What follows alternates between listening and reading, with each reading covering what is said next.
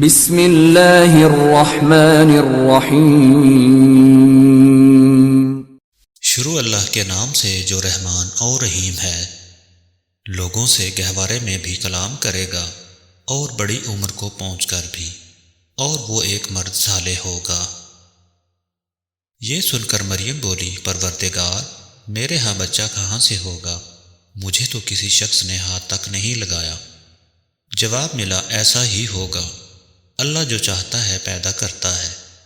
وہ جب کسی کام کے کرنے کا فیصلہ فرماتا ہے تو بس کہتا ہے کہ ہو جا، اور وہ ہو جاتا ہے۔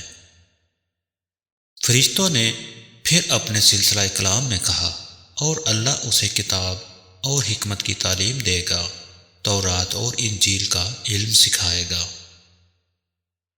اور بنی اسرائیل کی طرف اپنا رسول مقرر کرے گا۔ اور جب وہ بحیثیت رسول بنی اسرائیل کے پاس آیا تو اس نے کہا، میں تمہارے رب کی طرف سے تمہارے پاس نشانی لے کر آیا ہوں۔ میں تمہارے سامنے مٹی سے پرندے کی صورت کا ایک مجسمہ بناتا ہوں اور اس میں پھونک مارتا ہوں، وہ اللہ کے حکم سے پرندہ بن جاتا ہے۔ میں اللہ کے حکم سے مادرزاد اندھے اور کوڑھی کو اچھا کرتا ہوں اور مردے کو زندہ کرتا ہوں۔